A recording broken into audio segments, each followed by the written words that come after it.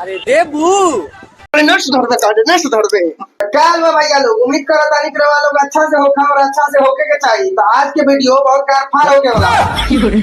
तो आज हम बात करे वाला बानी रंजीता कुमारी के ऊपर जो कुछ समय पहले सैड सॉन्ग पर रील बना बना के बहुत वायरल भइल रहली। आज उहे पुराना याद के हम हैरान रोस्टर फिर से दोहरावे आइल बानी।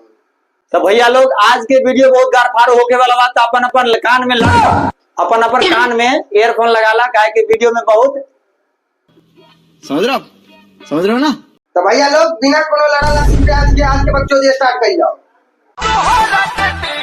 करे जा का अरे देबू का हमर करिका लड़बा बक्स का मोबाइल नंबर ना ना तो कुछ चाहिए पहले कहनिया करिका लड़बा सॉरी न सुधर दे छोड़ो रे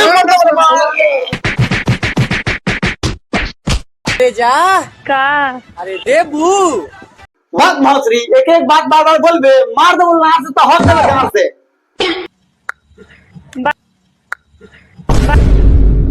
अरे तोरी बहनी कितना बड़का चौदह कर दिया रे।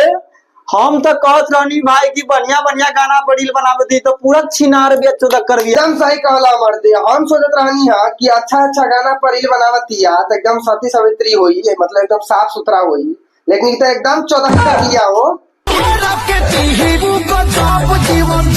भैया। हमनी के एकरा के गरियावत तानी करवा लो के खराब लागी कि एकरा के इतना अच्छा गाना पर रील बनावती एकरा काहे गरियावत है। लेकिन यही कौन स्टेप है कर देखा था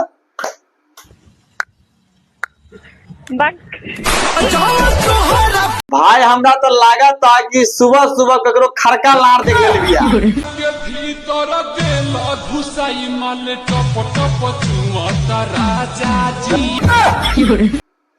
रे भोसरी इतने तार मलिया टप टप चुआता तो हई ले लगवा ले नीचवा तेकरा बहिनी के गाड़ी में खरबूजा पे लो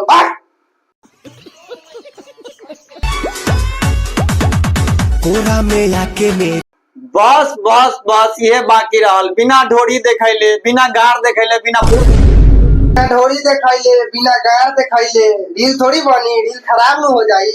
अरे भोसरी तनी छेदो दिखा दे हमनी के दर्शन हो जाई।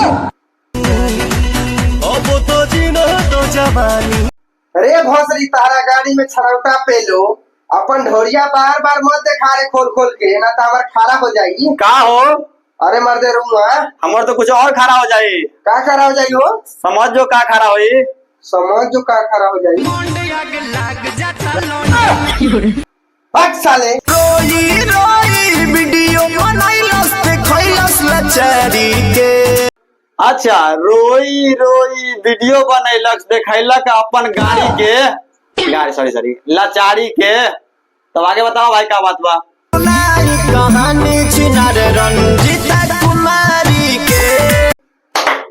वाह भाई वाह वाह भाई वाह क्या गाना गईले वाला दिल खुश कर देला मर्दे एकदम। हम तक तोरा के कौन अवार्ड से सम्मानित करी हमरा तक खुदे समझ में नहीं क्या आवत। मन तक करता कि तारा के 500 छाट उखाड़ के देती, लेकिन क्या करी दौलत बहुत होला।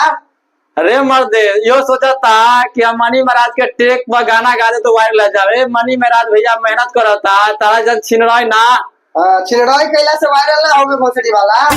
खइलस रील मनइलस साया साड़ी में। हाँ एकदम बात तो सही कहला। लेकिन भाई बतावा कि बॉलीवुड में लोग ढोड़ी दिखा के रील ना बनावता, फिल्म शूटिंग ना होता ढोड़ी दिखा के, भोजपुरी में भी होता। तो तोर कहे के मतलब का बहन चोदो की गार खोल के नहीं बनावे। सेट पगिराई दिल पेट भग साला हम आप वीडियो ना बना ले साला। ई कौन स्टाइल गाना बहुत खतरनाक हो जा दे हमरा जवाब साला। ई देखो तो ढोड़ी में माल पूरा मुठ मार गिरा ला तक।